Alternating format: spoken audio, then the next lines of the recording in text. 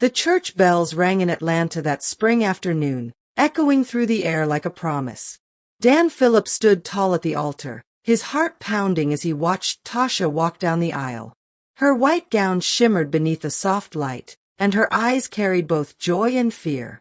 "Do you, Dan Phillip, take Tasha Williams as your lawfully wedded wife?" the pastor asked. "With all my heart I do," Dan replied firmly. When they kissed, the crowd erupted in applause. But not everyone was clapping with joy. From the second row, Veronica Phillip, Dan's mother, forced a stiff smile. Beside her, George Phillip crossed his arms, his face unreadable. "They could have done better," Veronica whispered.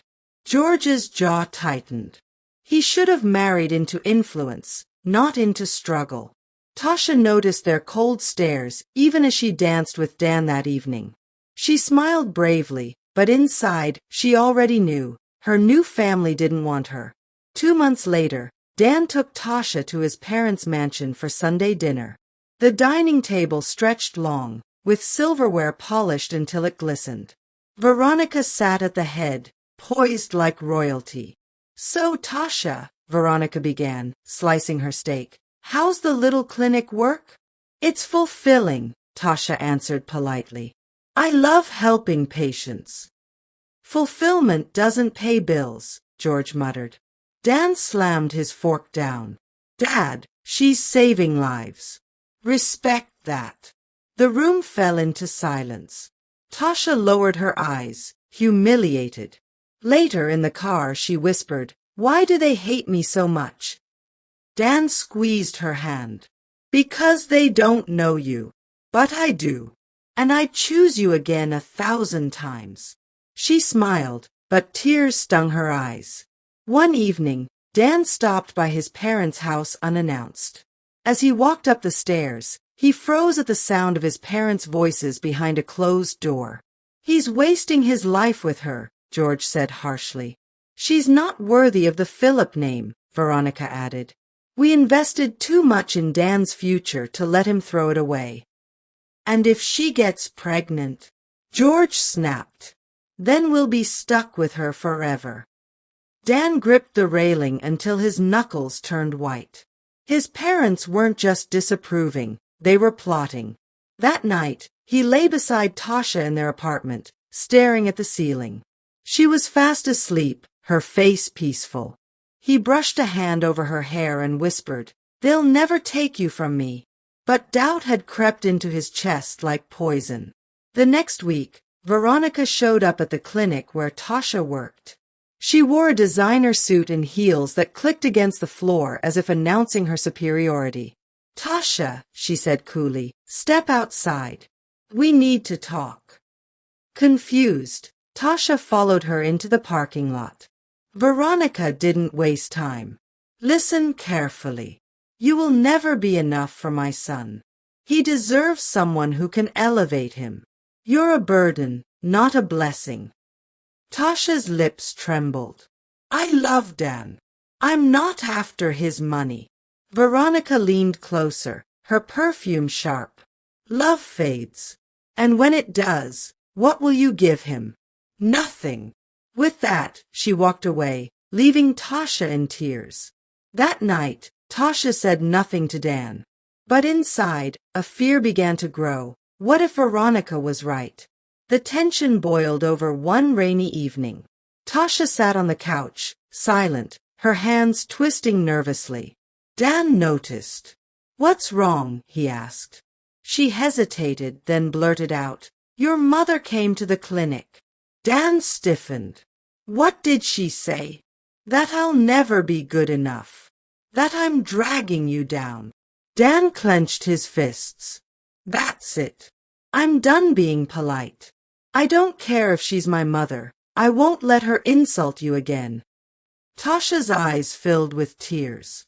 "Dan, I don't want to come between you and your parents." He knelt before her, gripping her hands. "You are my wife. If it comes to choosing between you and them, I'll choose you. Always."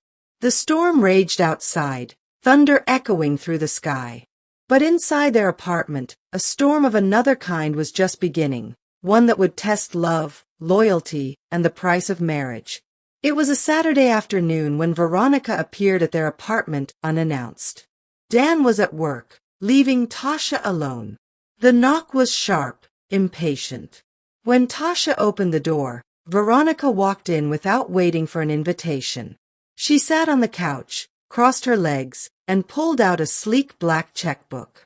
"Tasha," she said coldly, "let's stop pretending. You married Dan because he's stable.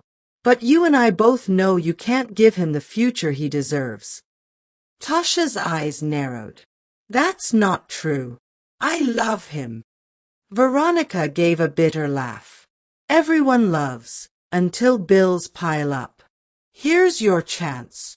She scribbled on the check and slid it across the coffee table. $100,000. "Take this," Veronica whispered, "and leave him. Tonight. Don't tell him why. Just disappear." Tasha's breath caught. Her mother's medical bills had been mounting for months. Her own student loans loomed over her. $100,000 would erase so much pain. But at what cost? That night, Tasha lay awake, staring at the ceiling. The check was in her purse, burning like fire. Dan's soft breathing filled the room as he slept beside her, his arm draped protectively across her waist. She thought of her mother's struggling health, the endless bills, the life she could secure with that money. But then she looked at Dan's face and felt her chest tighten. Could she really leave him? In the morning, she tried to cook breakfast, but her hands shook. Dan noticed. "You okay?" She forced a smile. "Just tired." But when she turned her back, tears slid down her cheeks. The calls started coming daily. Veronica's voice slithered through the phone. "Have you thought about it? Tasha, your mother needs help. Don't be selfish. If you really love Dan, you'll leave. You're ruining him." At first, Tasha ignored them. But then George joined in. One evening, he called directly. His voice was gruff, heavy with authority. "Listen, girl. My wife is right. Dan has a future beyond you. Do the right thing." Every word was a dagger. Tasha grew quieter at home, pulling away from Dan, who grew more confused by the day. One evening he held her close. "Tasha, you're drifting away from me. Talk to me." She opened her mouth, but no words came. How could she tell him his own parents were offering her money to leave? The breaking point came on a Thursday evening. Veronica showed up again, her face calm but her words sharp as glass. "You're wasting time," she said. "You've already decided. Do it now. Take the money. Leave."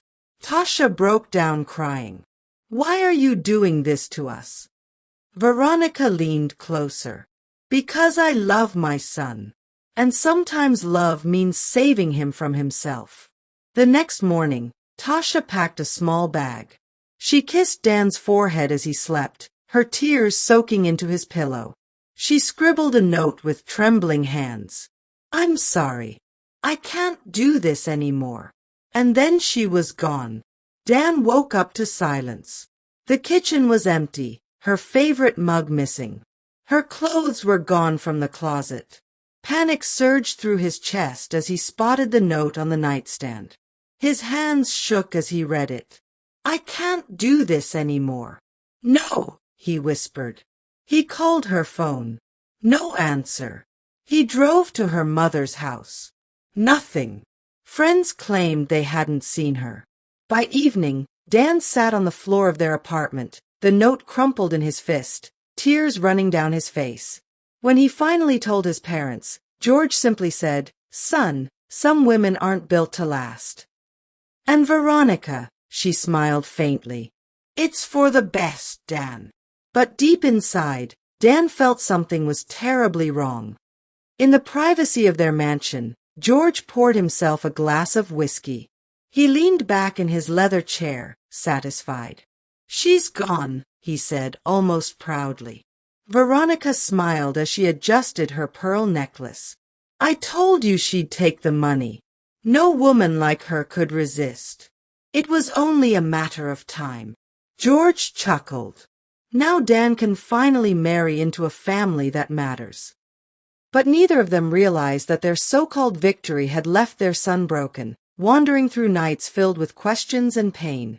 Weeks passed. Dan stopped going to church, skipped work meetings, and ignored calls from friends. The once confident architect now sat in his apartment surrounded by empty takeout boxes and unopened mail. One night, his sister Angela knocked on the door. She gasped when he opened it. His eyes were sunken, his beard unkempt. Dan, what's happening to you? She whispered. He shook his head. She left me, Angie. Tasha just left. Angela hugged him tightly. There has to be more to this. Tasha loved you too much. But Dan didn't believe it. All he saw was the note. All he felt was abandonment. 6 months later, fate intervened. Dan ran into Keisha, Tasha's closest friend, at a grocery store. She froze when she saw him, guilt flashing across her face. Keisha, Dan said, desperate, do you know where Tasha is? Keisha hesitated, then sighed heavily. Dan, you deserve to know the truth. His heart raced. What truth? Your parents paid her, Keisha whispered. They gave her $100,000 to leave you. She didn't want to, but they pushed her. She took it because her mom was sick and needed treatment. Dan staggered back, gripping the shopping cart for balance. His parents. His own blood. They bought my wife, he muttered, his voice breaking. Keisha nodded, tears in her eyes. She still loves you. She never wanted to go. That night, Dan drove straight to his parents' mansion. He didn't bother knocking. He stormed inside, his voice thundering. What did you do? He shouted. George rose from his chair, startled. What's the meaning of this?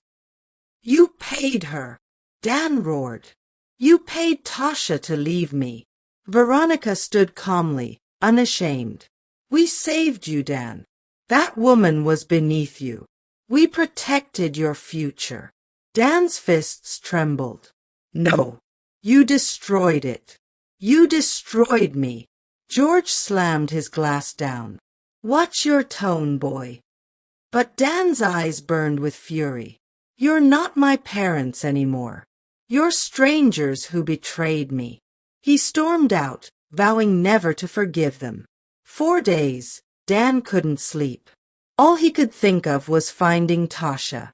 He hired a private investigator, spending money he barely had. Weeks later, the investigator handed him a file. She's in Charlotte, working at a small clinic. Dan drove 5 hours straight, his hands gripping the wheel, his heart pounding. When he finally arrived, he parked outside the clinic. Through the window, he saw her. Tasha! Her hair tied back, her scrubs wrinkled, her face tired but beautiful as ever. His breath caught. He whispered to himself, I've found you. But would she forgive him, or had too much damage already been done? Dan waited until her shift ended.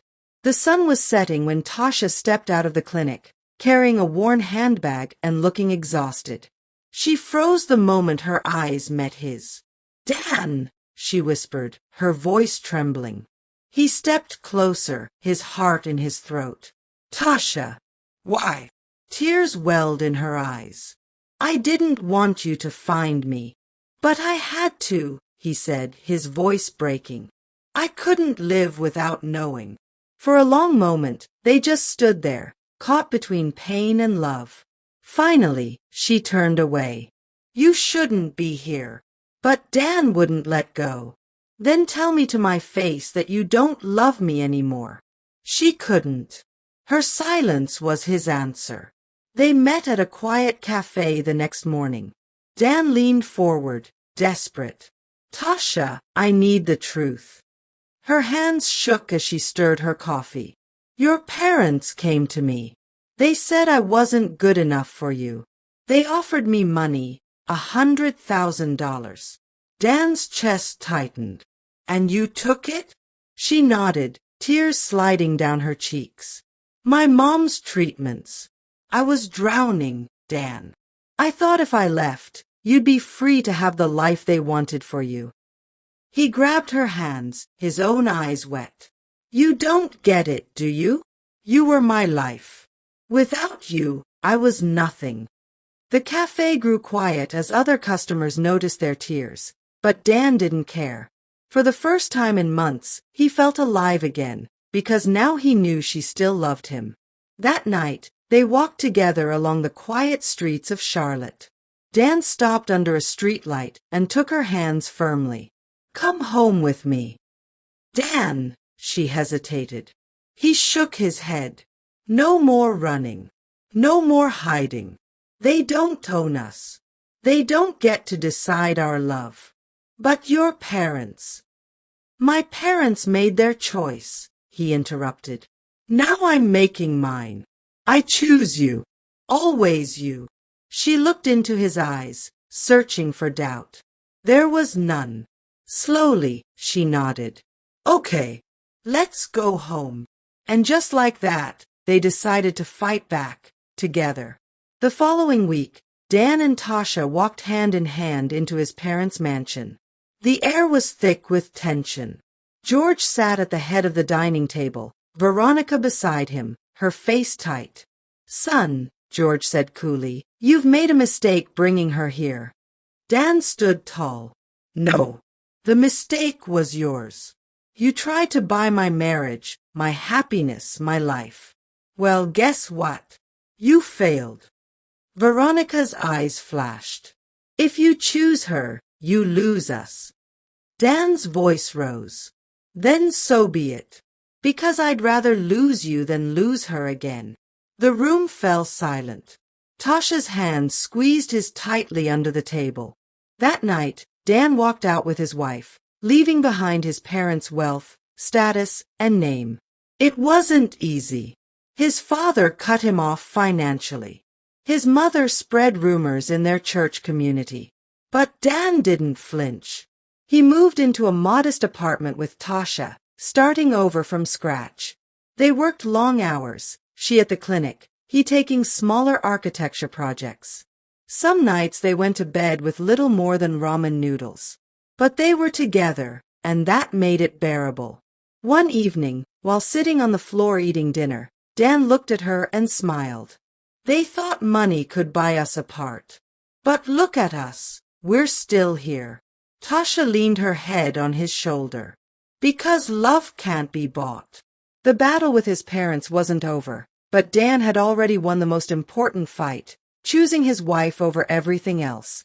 Starting over wasn't glamorous. Dan rented a small office above a laundromat, where the paint peeled and the AC rattled. He named it Philip Designs, though the name now felt like a burden. He worked long nights drafting plans for small businesses, restaurants, daycare centers, barbershops. Tasha often stopped by after her clinic shift, bringing him food. You'll make it, she whispered, rubbing his tired shoulders. Not without you, he replied. Though money was tight, their love grew stronger. Their laughter echoed through their little apartment, proof that they didn't need riches to be happy. Years passed. Slowly, Philip Designs grew. Dan landed bigger contracts, and word spread that he was an honest man who kept his promises. Tasha advanced in her nursing career, eventually becoming head nurse at her clinic. Together, they saved enough to buy a small house. At the housewarming, friends and family filled the rooms with joy. Tasha's mother raised a glass and said, "My daughter chose love over money, and Dan chose love over pride. That's the real wealth." Everyone clapped. Dan kissed Tasha's forehead, silently thanking God for second chances. Meanwhile, George Philip's empire began to crumble. A series of bad investments drained his fortune. The partners who once sang his praises abandoned him. Veronica's social circle shrank as quickly as their bank accounts. One evening, She slammed the bills on the table. George, we're ruined. He buried his face in his hands. I thought I was protecting Dan. But maybe we destroyed ourselves instead. Their mansion grew cold and empty, a shell of its former glory. For the first time, George and Veronica knew what it felt like to lose everything. It was a quiet Sunday when Dan and Tasha heard a knock. When Dan opened the door, he froze. There stood George and Veronica, but they were no longer proud and polished. Their clothes were simple, their eyes weary. Dan, George said softly, we have nothing left. Veronica's voice cracked. We came for forgiveness. Behind him, Tasha stepped forward. Dan's chest tightened. He had dreamed of this moment for years. Do you know what you cost us? Dan said bitterly. You bought my wife like she was a possession. You broke me. You broke us. Veronica began to cry. We were wrong. Please give us another chance.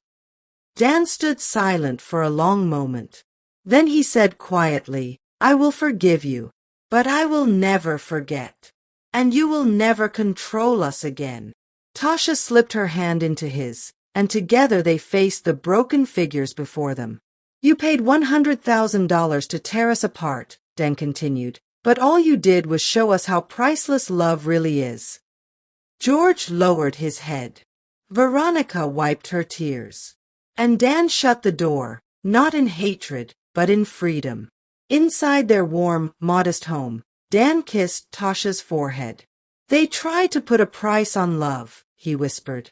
And love proved priceless, Tasha finished, smiling through her tears. And in that moment, they knew, no money, no betrayal, no storm could ever buy what they had built, together.